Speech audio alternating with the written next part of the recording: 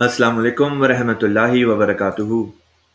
अशहदु अल्ला इलाहा इल्लल्लाह वहदहू ला शरीका लह व अशहदु अन्ना मुहम्मदन अब्दुहू व रसूलुहू।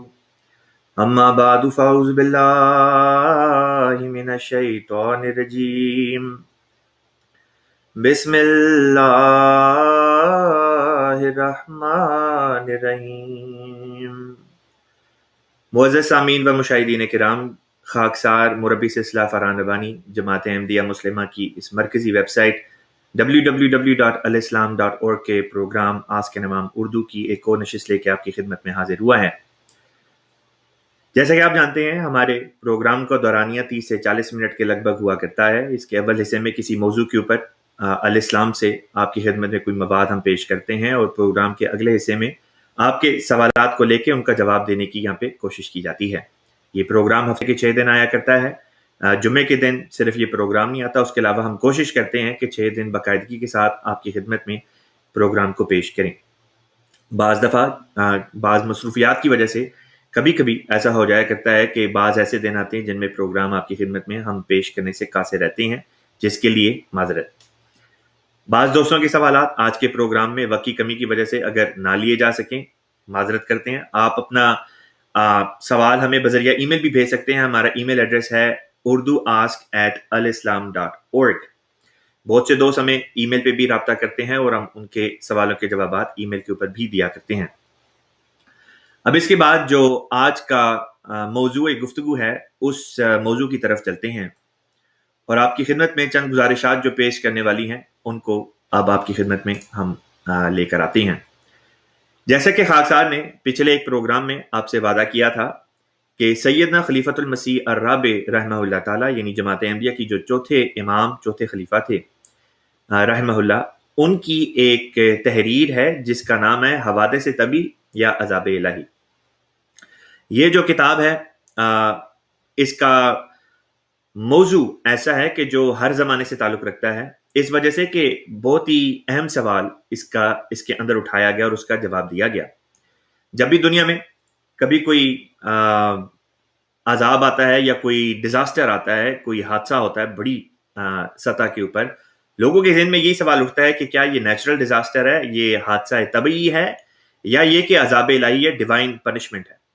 तो इस ज़मन में सैयदना खलीफतुल मसीह राबे रहमहुल्लाह ताला ने 7 इम्तियाजी जो उमूर बयान किए, जो अज़ाब इलाही और हवादिस तबी के दरमियान में शरीयत इस्लामिया ने कायम फरमाई। यानी अल्लाह ताला ने जो 7 बातें बतौर फ़र्क के बयान कर दी, उन्हीं का यहाँ पे जिक्र सैयदना खलीफतुल मसीह राबे रहमहुल्लाह ताला ने बयान किया है।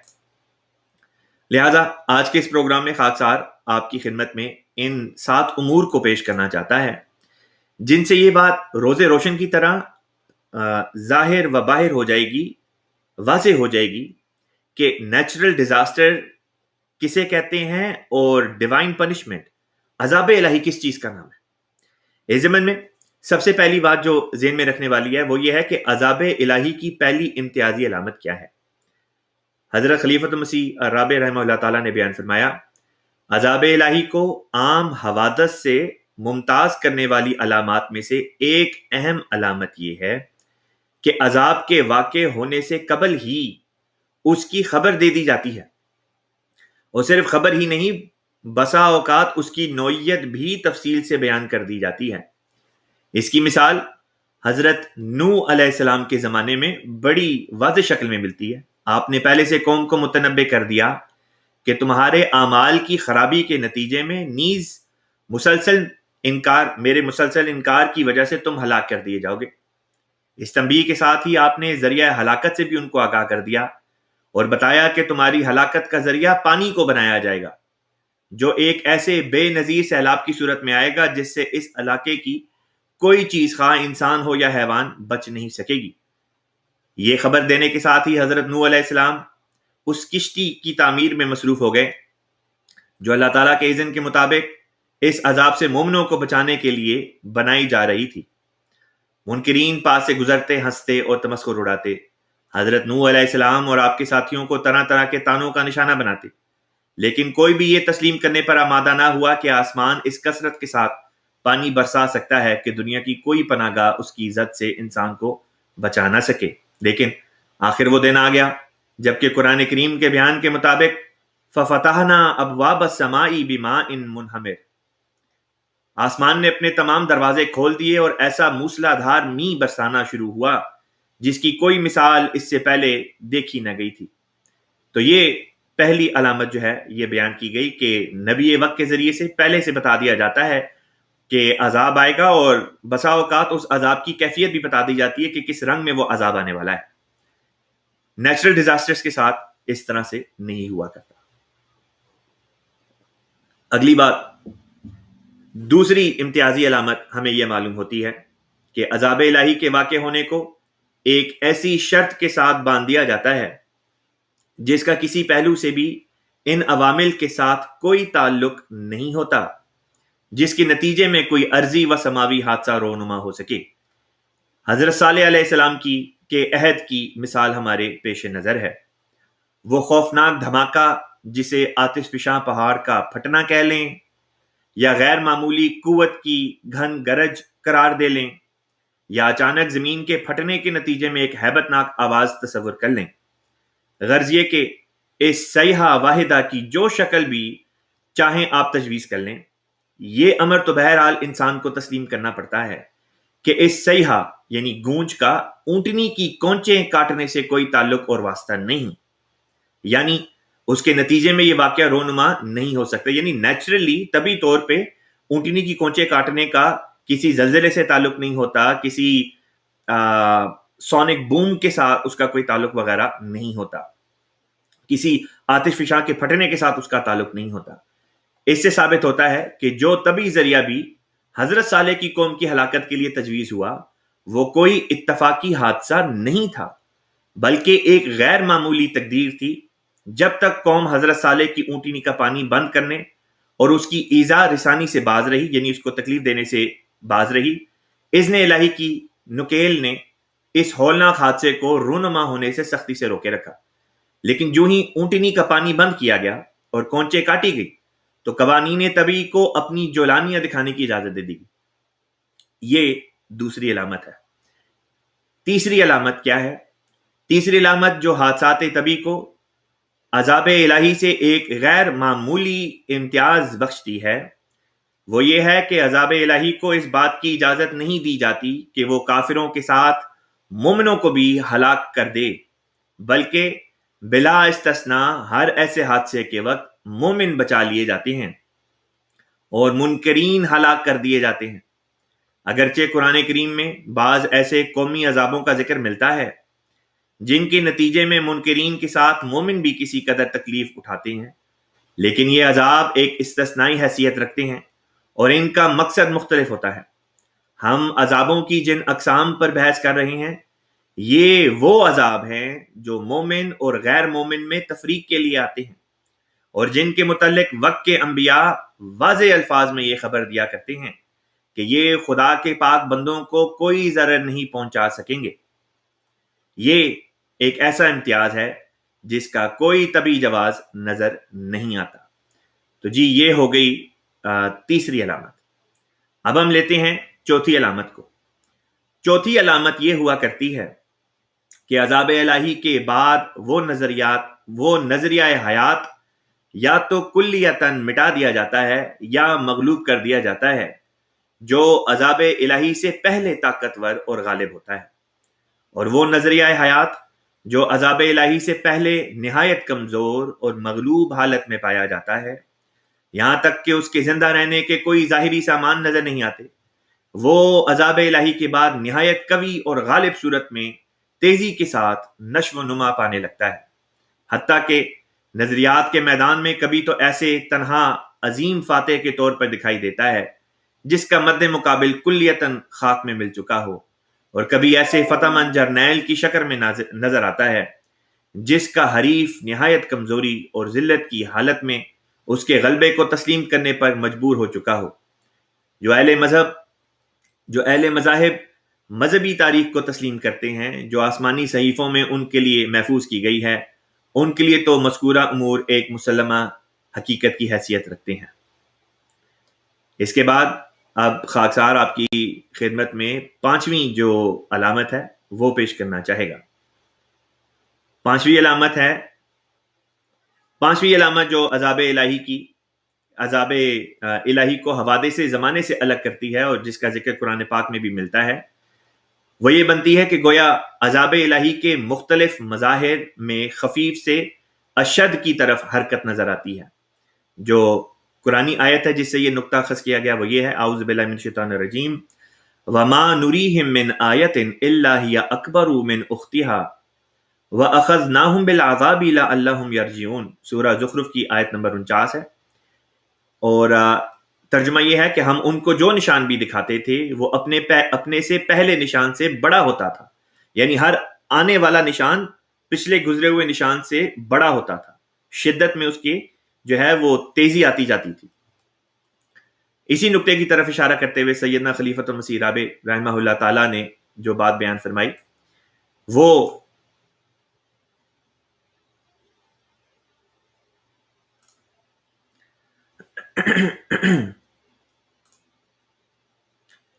خاکسار عرض کر رہا تھا کہ جو نقطہ خلیفہ رابع رحمہ اللہ تعالیٰ نے یہاں پر ارشاد فرمایا وہ یہ کہ گویا عذاب الہی کے مختلف مظاہر میں خفیف سے اشد کی طرف حرکت نظر آتی ہے۔ اگر عذاب کی شدت کا گراف بنایا جائے تو معمولی اتار چڑھاؤ کے باوجود عذاب کا عمومی رخ شدید سے شدید تر کی طرف ہی نظر آئے گا، یہاں تک کہ اگر قوم پیغمبر وقت کے نظریات کو قبول نہ کرے اور اس کی ہلاکت مقدر ہو جائے تو عذاب کی آخری یورش سب سے شدید اور فیصلہ کن ہوتی ہے۔ حوادث زمانے میں ایسی کوئی ترتیب نہیں پائی جاتی۔ یہ تھی 5ویں علامت۔ 6ٹھی علامت جو ہے عذاب الہی کی 6ٹھی امتیازی علامت یہ ہے کہ گو حوادث زمانہ انسان کی قلبی کیفیت سے اثر انداز نہیں ہوتے اور وہ ان کیفیات سے بے نیاز اپنے دائرے میں کار فرما رہتے ہیں، یعنی انسان اچھا ہے یا برا ہے اس کا نیچرل ڈیزاسٹرز کے اوپر کوئی فرق نہیں پڑتا۔ نیچرل ڈیزاسٹرز جو ہیں وہ عام انسان چاہے وہ اچھا ہو یا برا ہو ان کے اوپر یکساں اپنا اثر دکھاتا ہے۔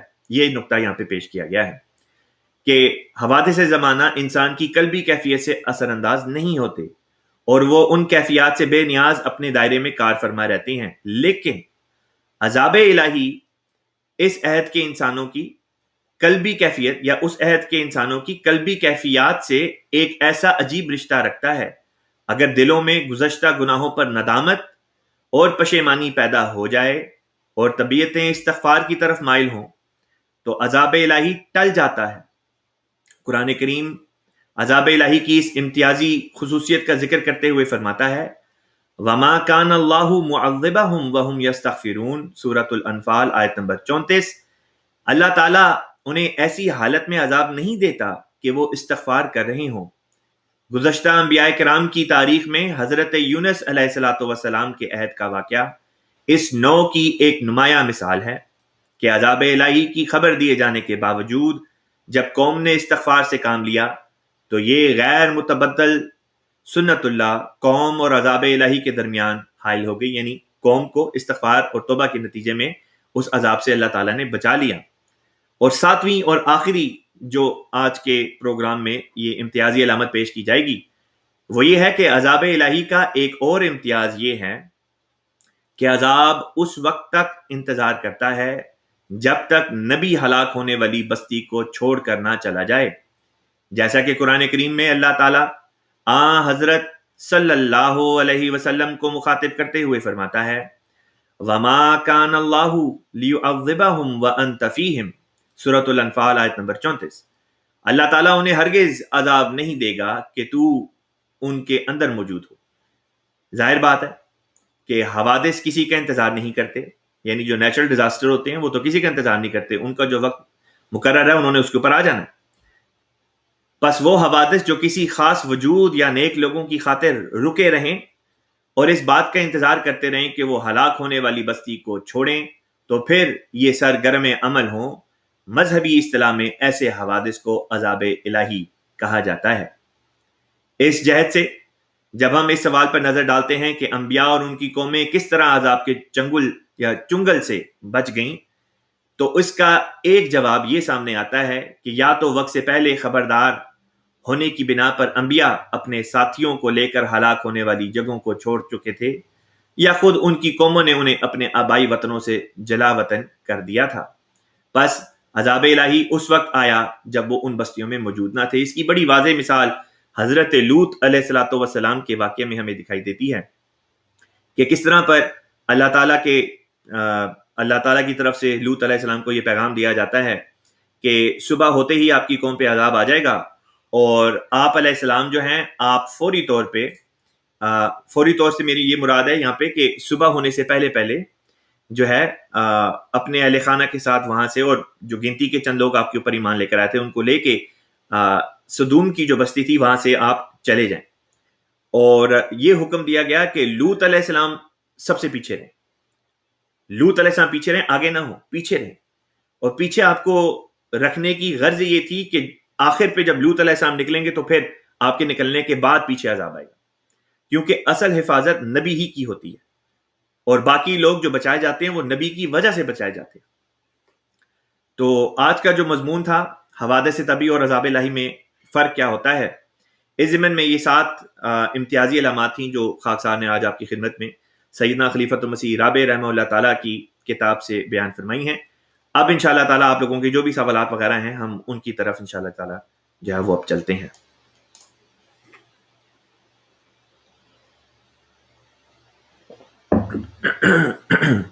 آپ میں سے بہت سے دوستوں احباب کی طرف سے السلام علیکم کا پیغام ملا۔ وعلیکم السلام ورحمۃ اللہ وبرکاتہ۔ محمد فیاض صاحب سسکیچون سے ہمارا یہ پروگرام دیکھتے ہیں، آپ کو بھی جزاک اللہ، آپ ہمارا پروگرام دیکھتے ہیں۔ زیادہ سے زیادہ جو ہمارے غیرت جماعت یعنی دوسرے مسلمان بہن بھائی ہیں ان تک اس پروگرام کو پہنچائیں، اور اس طرح پہ تبلیغ میں آپ لوگ اپنا بھی جو ہے یہ کردار ادا کر سکتے ہیں۔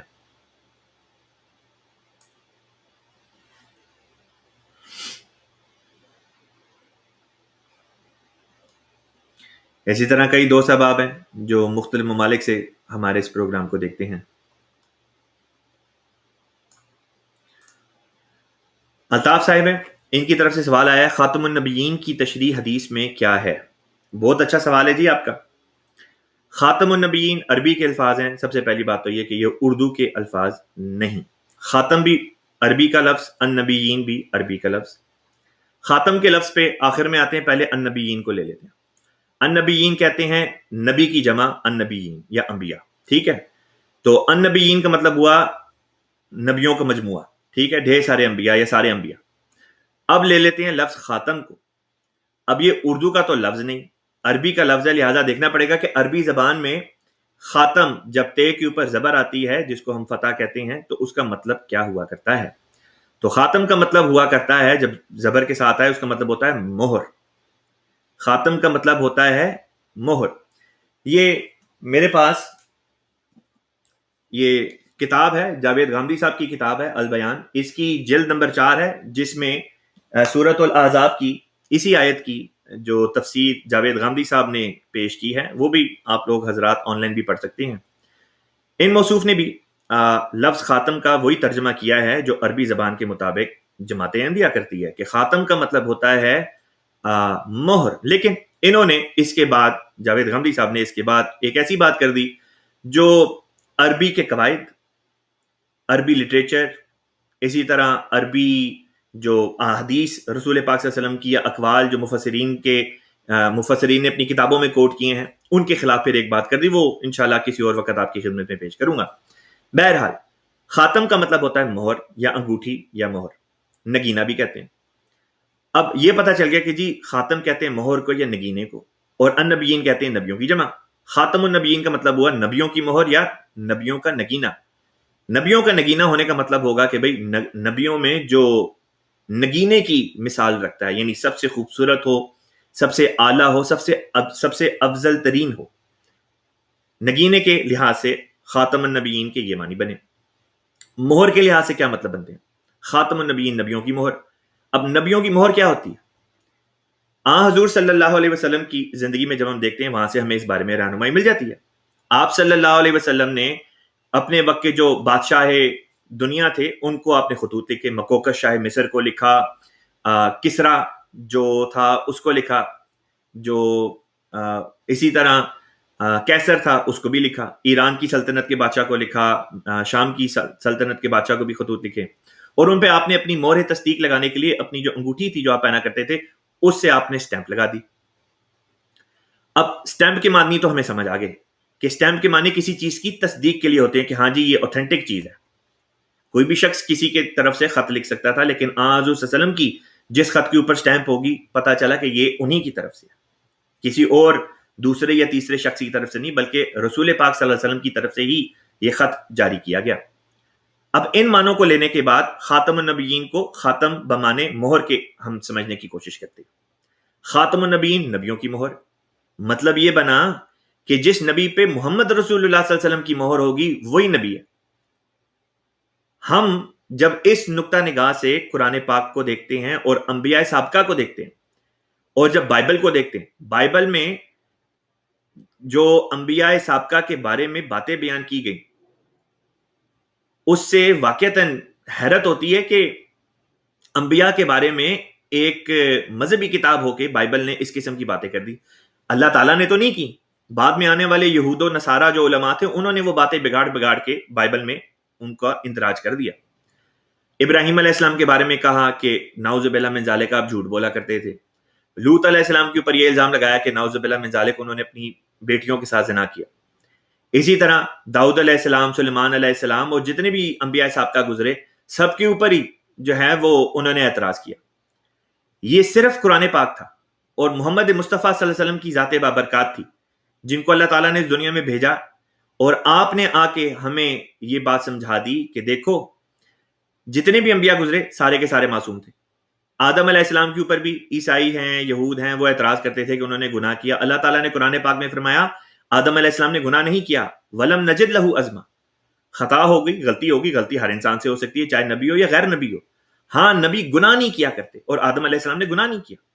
اسی طرح ابراہیم علیہ السلام کی صداقت بھی ظاہر کر دی، اسی طرح عیسیٰ علیہ السلام پہ لگنے والے اعتراضات کو بھی دور کر دیا، اسی طرح لوط علیہ السلام کی برات بھی کر دی، اسی طرح جتنے بھی انبیاء پہ جو بھی الزام رکھتے تھے، موسیٰ علیہ السلام پہ بھی الزام رکھتے تھے، وہ بھی دور کر دی۔ گویا کہ اگر قرآن پاک نہ آتا اور محمد مصطفیٰ صلی اللہ علیہ وسلم کی ذات نہ ہوتی تو واقعتاً ہم پچھلے انبیاء کی صداقت کو پرکھ بھی نہ سکتے۔ کیا کوئی یہ شخص مان سکتا تھا کہ خدا نہ خواستہ نعوذ باللہ من ذالک کہ کوئی نبی بھی زنا وغیرہ اس قسم کی کوئی بات کر سکتا ہے؟ ہرگز نہیں۔ بس قرآن پاک کا اور محمد مصطفیٰ صلی اللہ علیہ وسلم کا بہت بڑا احسان تمام انبیاء پہ ہے جو سابقہ انبیاء گزرے کہ آپ نے آ کے ان کی صداقت کو ظاہر کر دیا۔ یہ معنی ہے خاتم النبیین کا سابقہ انبیاء کے متعلق۔ اب آنے والے نبی، کیا اس کا یہ مطلب نکلتا ہے کہ کیا کوئی آگے بھی نبی آ سکتا ہے؟ اس کے بارے میں بہت سی قرآن پاک کی آیات ہیں جن کو جماعت انبیاء پیش کرتی ہے، جن سے صاف طور پہ ثابت ہوتا ہے کہ قیامت تک کے لیے ایک قسم کی نبوت ایسی ہے جس کا دروازہ کھلا ہے۔ اب رہ گئی بات یہ کہ آپ نے یہ کہا تھا کہ حدیث میں اس کی کیا تشریح آئی ہے، تو بھائی میرے ایک لفظ تھا خاتم، دوسرا لفظ تھا النبیین۔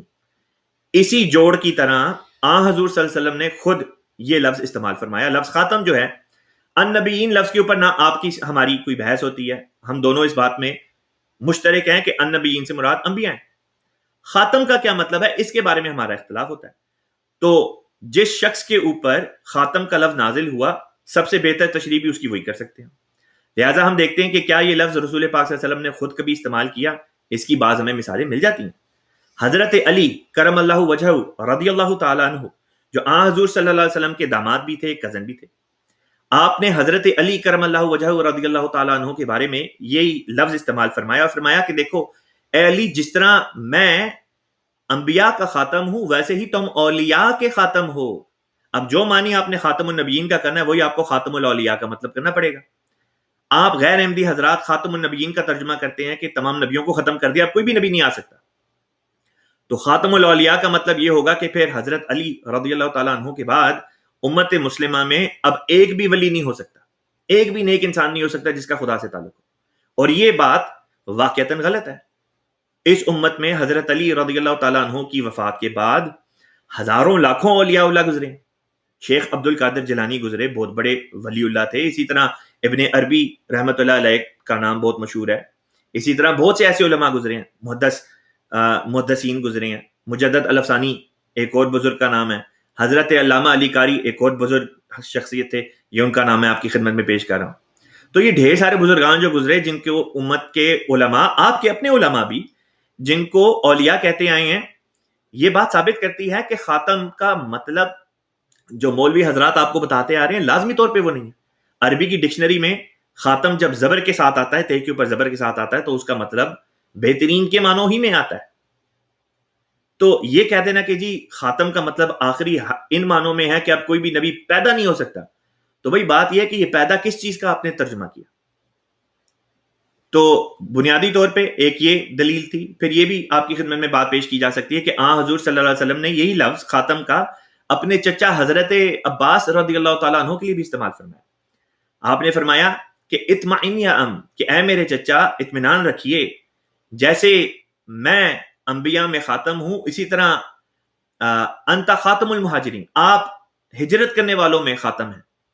اب خاتم کا اگر ترجمہ ہے ختم کرنے والا، تو کیا حضرت عباس رضی اللہ تعالیٰ عنہ کے بعد کسی نے ہجرت نہیں کی؟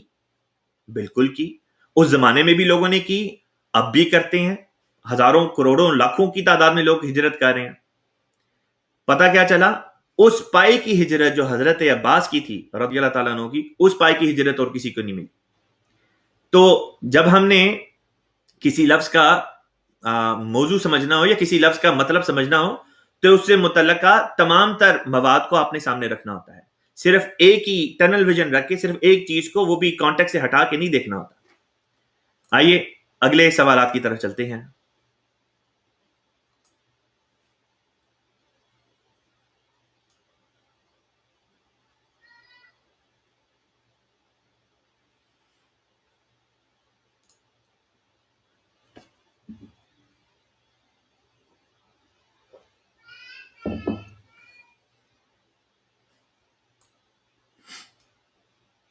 ایک دوست کہتے ہیں کہ خاتم کا لفظ اردو میں بھی استعمال ہوتا ہے. بالکل ہوتا ہے.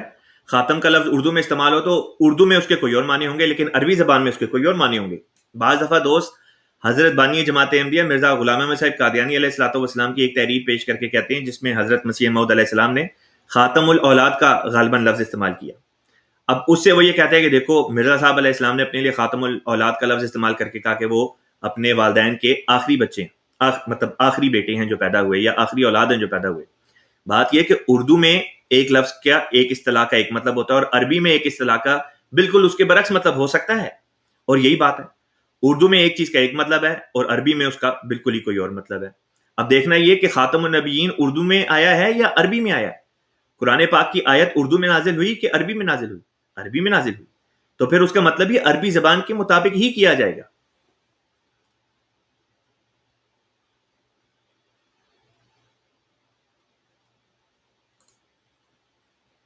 سوال آیا کہ بائبل کے مطابق حضرت یوحنا یعنی جان دا بیپٹسٹ جو تھے علیہ السلام قتل کیے گئے، اسلام کی تعلیم اس بارے میں کیا ہے؟ حضرت مسیح موعود علیہ الصلوۃ والسلام نے اس بارے میں یہ بات پیش کی کہ حضرت یوحنا یا حضرت یحییٰ علیہ السلام جو تھے، جو حضرت زکریا علیہ السلام کے بیٹے تھے، ان کو ان کے مخالفین نے شہید کر دیا تھا.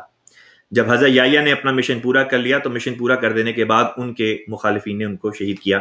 تو یہ ہے وہ نقطہ جو حضرت اقدس مسیح موعود علیہ الصلوۃ والسلام نے اپنی تحریرات میں پیش کیا ہے. یہی نقطہ یا موقف جو تھا وہ جماعت کے دوسرے خلیفہ سیدنا خلیفۃ المسیح ثانی رضی اللہ تعالیٰ عنہ کا بھی تھا.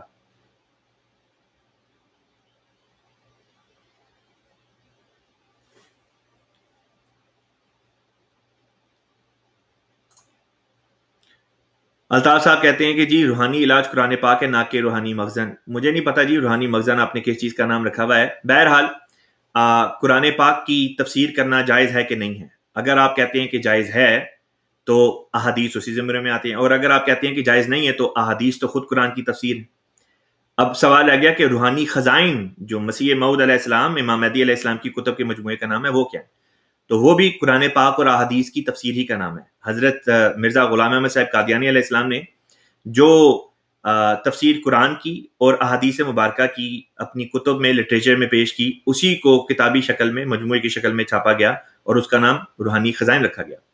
سوال یہ تھا کہ روحانی خزائن کا نام کیوں رکھا گیا؟ اس لیے کیونکہ حضور صلی اللہ علیہ وسلم کی پیشن گوئی تھی کہ امام مہدی جب آئے گا تو وہ خزانے لٹائے گا. وہ خزانے روحانی خزائن تھے، اس لیے ان کا نام روحانی خزانہ رکھا گیا. باقی رہ گئی بات یہ کہ اصل علاج قرآن میں ہے، تو یہ تو ہم بھی مانتے ہیں. اصل قرآن واقعتاً جو علاج ہے روحوں کا وہ قرآن کے اندر ہی ہے.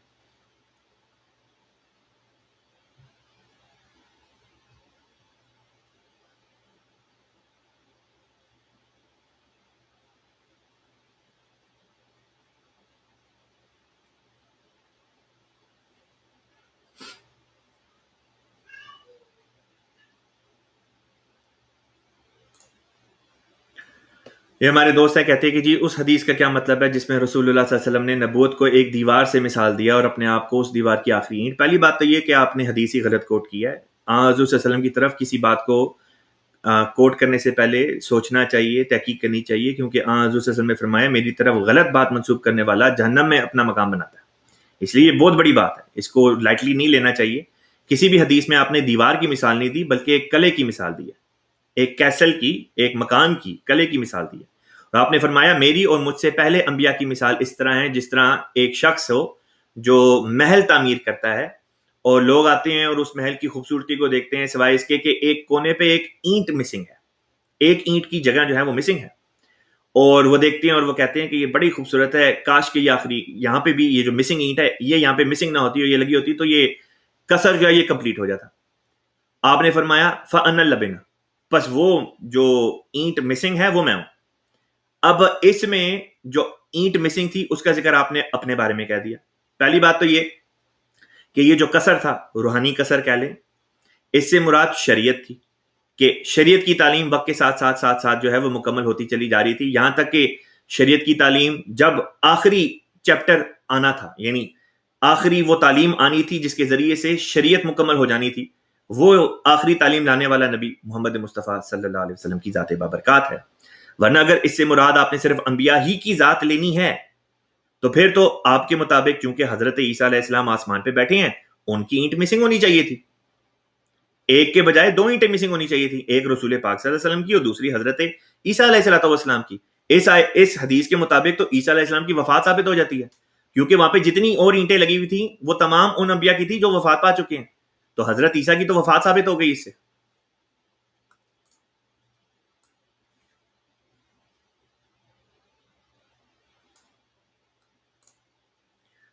لیں جی اگلا سوال بھی ان دوست کا لے لیتے ہیں. کہتے ہیں نبی پر کتابیں نازل ہوتی ہیں، نبی تصنیف تالیف نہیں کیا کرتے. یہ بھی آپ کا خود بنایا ہوا، خود ساختہ آپ نے ایک پیمانہ بنا لیا ہے. قرآن پاک میں کہیں بھی اس کا ذکر نہیں آتا، ورنہ آپ کو پتا ہونا چاہیے تھا زبور حضرت داؤد علیہ السلام کی طرف منسوب جو کی جاتی ہیں وہ اس میں ایسی غزلیں ہیں ایسی غزلیں ہیں جو داؤد علیہ السلام نے خود تصنیف کی. پھر آگے بات یہ کہ بھئی نبی کے اوپر کتاب جو ہے وہ نازل ہوتی ہے، ہر نبی کے اوپر کتاب بھی نازل نہیں ہوتی. اگر ایسی بات ہے تو آپ حضرت اسماعیل کے متعلق بتا دیں ان کے اوپر کون سی کتاب نازل ہوئی تھی، یا آپ یہ بتا دیں حضرت اسحاق کے اوپر کون سی کتاب نازل ہوئی تھی، یا آپ یہ بتا دیں کہ حضرت یعقوب علیہ السلام کے اوپر یا یوسف علیہ السلام کے اوپر کون سی کتاب نازل ہوئی تھی، یا لوط علیہ السلام پہ کون سی کتاب نازل ہوئی تھی. آپ نہیں بتا سکتے. یا صالح یا شعیب علیہ السلام پہ کون سی کتاب نازل ہوئی تھی، اس لیے کیونکہ یہ وہ تمام انبیاء ہیں جن پہ کوئی بھی کتاب نازل نہیں ہوئی، بلکہ انہوں نے اپنے سے پہلے نبی کے اوپر جو کتاب نازل ہوئی، جو شریعت نازل ہوئی، اسی کے اوپر عمل کیا اور اسی کے اوپر عمل کروایا. مسئلہ یہ ہے کہ آپ چونکہ قرآن تو پڑھتے نہیں، آپ کو جو مولوی نے بتا دیا بس اندھا دھن اسی کی آپ نے تقلید کرنی ہے، اسی کی پیروی کرنی ہے. ورنہ قرآن کو اگر آپ دل کی آنکھوں سے پڑھیں، نیوٹرل ہو کے پڑھیں، احمدیوں کا بغض دل سے نکال کے پڑھیں، آپ کو قرآن پاک کی یہ آیت بڑے واضح نشان کے طور پہ سامنے آ جائے جہاں پہ اللہ تعالیٰ فرماتا ہے کہ اللہ تعالیٰ کے حکم سے بنی اسرائیل میں پے در پے انبیاء آئے موسیٰ علیہ السلام کے بعد جو تورات کے مطابق یہود میں ان کے فیصلوں کا، ان کے تنازعات کا فیصلہ کیا کرتے تھے. قرآن پاک کی یہ آیت ہے.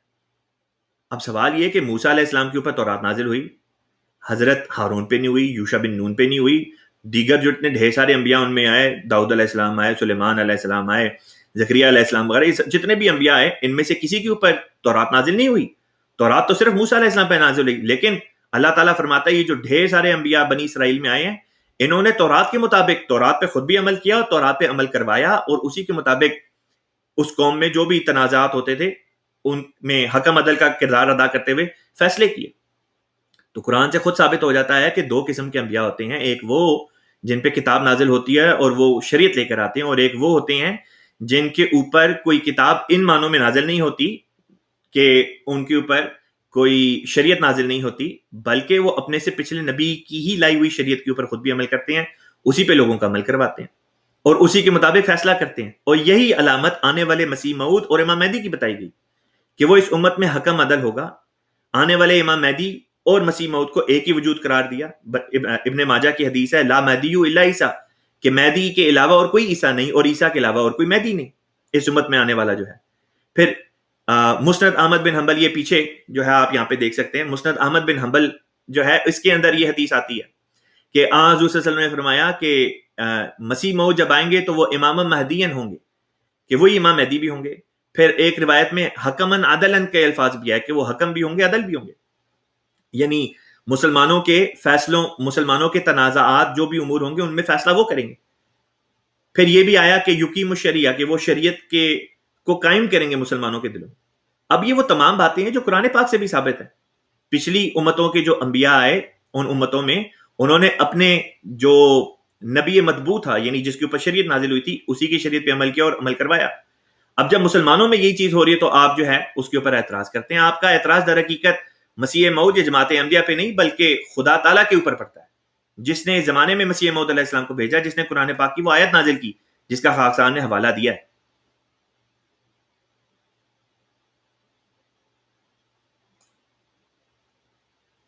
اب یہ بے تکے قسم کے اعتراض کرنے کے جی مرزا صاحب علیہ السلام جو ہیں انہوں نے فلاں کلاس فیل کر دی یا یہ ہے وہ، اگر یہی آپ کے نزدیک اعتراض کا باعث ہے تو پھر حضور صلی اللہ علیہ وسلم کے اوپر عیسائی اور یہودی بھی اعتراض کر سکتے ہیں کہ حضور صلی اللہ علیہ وسلم جو تھے وہ پڑھے لکھے نہیں تھے. تو خدا را اعتراض وہ کریں جس کی زد میں دوسرے انبیاء نہ آتے ہوں. یہ آپ لوگوں کی جہالت ہے کہ آپ لوگ مرزا صاحب علیہ الصلوۃ والسلام کی نفرت میں، ان سے بغض میں ایسے اعتراض کرتے ہیں جس کی زد میں دوسرے انبیاء کو بھی لے کر آ جاتے ہیں. خدا کا خوف کریں ورنہ اس قسم کی حالت میں تو اللہ تعالیٰ نے آپ کی پکڑ کر لینی ہے.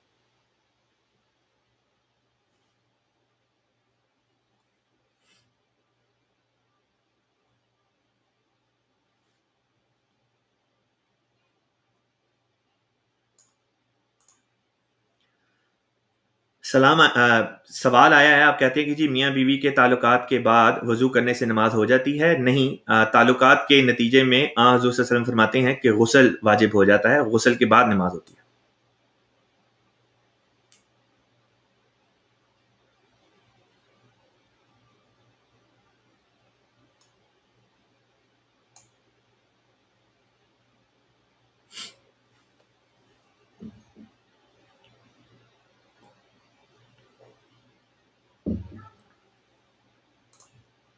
سوال آیا کہ جی کیا مرزا صاحب علیہ السلام سے پہلے کوئی ایسی جماعت یا کوئی فرقہ مسلمانوں میں تھا جو یہ عقیدہ رکھتا ہو کہ عیسیٰ علیہ السلام زندہ ہیں؟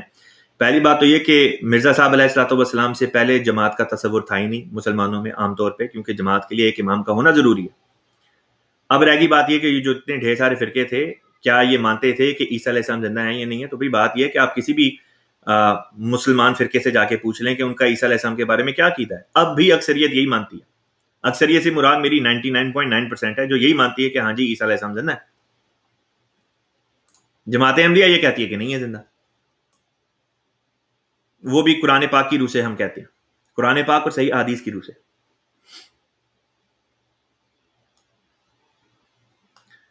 چلے جی آخر میں دیکھتے ہیں.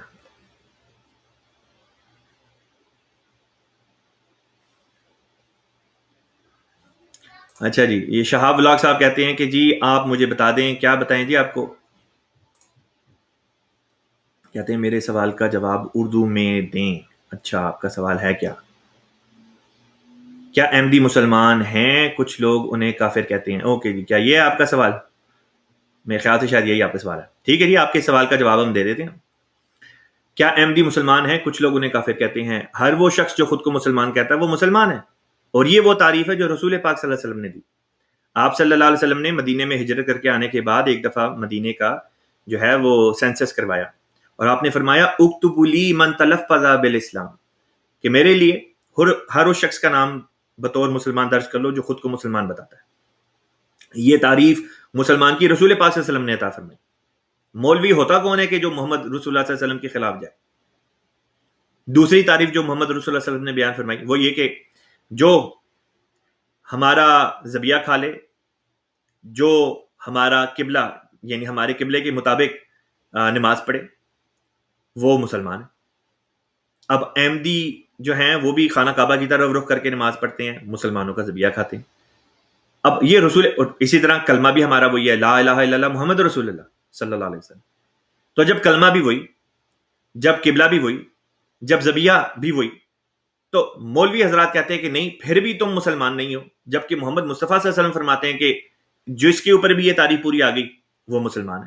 تو ہم تو محمد رسول اللہ صلی اللہ علیہ وسلم کے ارشاد کے مطابق اپنے آپ کو مسلمان کہتے ہیں۔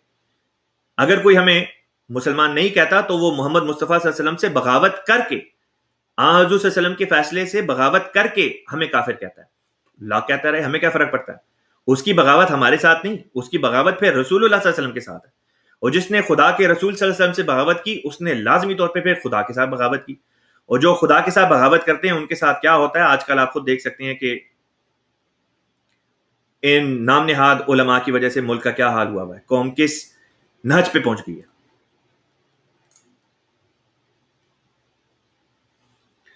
اچھا جی،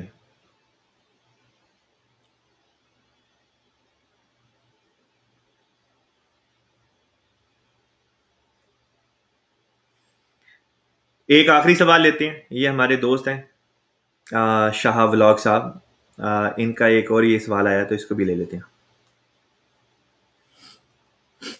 اچھا جی، شہاب صاحب کہتے ہیں کہ جی لوگ کہتے ہیں حضور کے بعد کوئی نبی نہیں ہے، تو اس کے بعد کوئی نبوت کا دعویٰ کریں وہ کافر ہیں۔ لوگ یہ بھی کہتے ہیں کہ اچھا آپ میرے سوال کا جواب دیتے ہیں۔ ٹھیک ہے جی، آپ کا سوال آ گیا، آپ کے سوال کا اب جواب میں دینے کی کوشش کر دیتا ہوں۔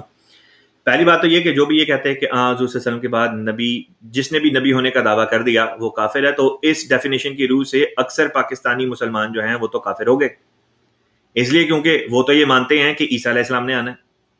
اب عیسیٰ علیہ السلام آئیں گے تو کہیں گے کہ نہیں کہیں گے کہ ہاں جی میں نبی ہوں اللہ تعالیٰ کا؟ آپ اگر کہیں کہ نہیں جی وہ دعویٰ نہیں کریں گے تب بھی یہ بات جھوٹی ہے، اس لیے کیونکہ حدیث مبارکہ صحیح مسلم کی حدیث ہے، کتاب المناقب میں آتی ہے، حضور صلی اللہ علیہ وسلم نے فرمایا کہ آخری زمانے میں جب مسیح آئے گا تو وہ کہے گا نبی اللہ، کہ وہ خدا کا نبی ہے۔ ایک دفعہ نہیں 4 دفعہ ایک ہی حدیث کے اندر آنے والے مسیح کو نبی اللہ کہا گیا۔ تو نبی تو وہ ہوں گے اور آئیں گے بھی حضور صلی اللہ علیہ وسلم کے بعد۔ بس اس لحاظ سے تو پاکستان کے مسلمانوں کے اوپر تو لازمی ہو جائے گا، پاکستانی کانسٹیٹیوشن کے اوپر اگر آپ نے عمل کرنا ہے پھر تو آپ کے اوپر لازم ہوگا کہ اب آپ جو ہیں یا تو نعوذ باللہ من ذالک ان کا انکار کر دیں مسیح علیہ السلام کا، یا پھر اپنے آپ کو کافر مان لیں، کیونکہ آپ کے کانسٹیٹیوشن کے مطابق تو یہی بات آتی ہے کہ جس نے بھی دعویٰ کیا وہ کافر ہو جائے گا، اور ماننے والے بھی کافر۔ رہ گئی بات یہ کہ کیا حضور صلی اللہ علیہ وسلم نے یہ بات فرمائی ہے؟ حضور صلی اللہ علیہ وسلم کی طرف ایک بات منسوخ کی جاتی ہے، حدیث میں ایک حدیث آتی ہے جس میں آپ صلی اللہ علیہ وسلم نے فرمایا کہ میرے بعد 30 جھوٹے دعویٰ داران نبوت ظاہر ہوں گے، ان میں سے ہر ایک یہ گمان کرے گا کہ وہ خدا کا سچا رسول اور نبی ہے، جبکہ وہ جھوٹے ہوں گے۔ 30 کے الفاظ آتے ہیں۔ اب 30 کے الفاظ کا آنا بتا دیتا ہے کہ کوئی سچا بھی آئے گا، ورنہ رسول پاک صلی اللہ علیہ وسلم یہ فرماتے کہ میرے بعد جتنے آئیں گے سارے کے سارے جھوٹے ہوں گے، یہ کہنا چاہیے تھا، بلکہ آپ نے یہ فرمایا کہ 30 جھوٹے آئیں گے، جسے پتا چل گیا کہ 30 جھوٹوں کے بعد کوئی سچا بھی آئے گا۔ لہذا صحیح مسلم کی جو شرح لکھی گئی اس میں اسی حدیث کا حوالہ دے کے شرح لکھنے والے جو عالم تھے انہوں نے یہ بات لکھی، اور ان کی وفات مرزا صاحب سے کوئی 400 ساڑھے 400 سال پہلے ہو چکی ہے۔ 9ویں صدی ہجری جو تھی اس کے اندر وہ بزرگ جو تھے وہ وفات بھی پا چکے ہیں، اور یہ جو میں بات کر رہا ہوں یہ 828 ہجری کے قریب کی یہ بات ہے۔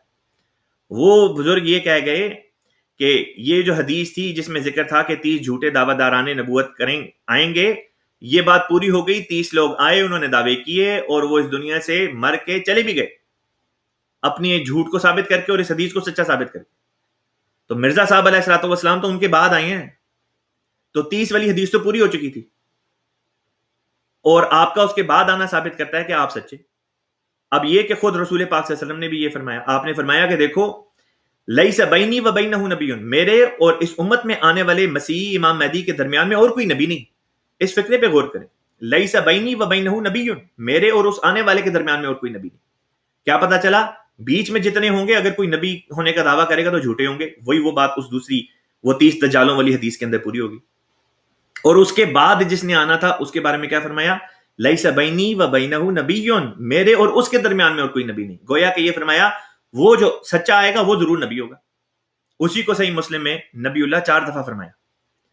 تو یہ جی مختصر سی گزارشات تھیں آپ کی خدمت میں پیش کر دی. انشاءاللہ تعالی پروگرام ہمارا جیسا کہ بتایا ہفتے کے 6 دن آیا کرتا ہے.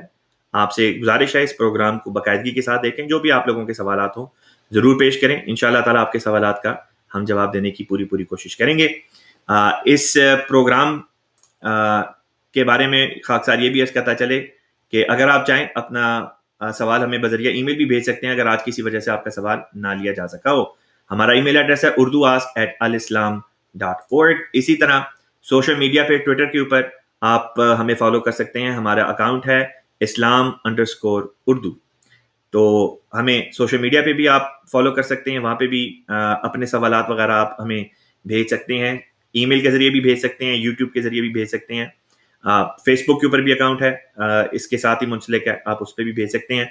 اور ای میل تو خیر آپ کو بتا ہی دیا ہے. آپ لوگ اپنے سوالات بھیجیں, انشاءاللہ تعالیٰ آپ کے سوالوں کا ہم جواب ضرور دیں گے. اسی کے ساتھ ہم آج کے پروگرام کو ختم کرتے ہیں.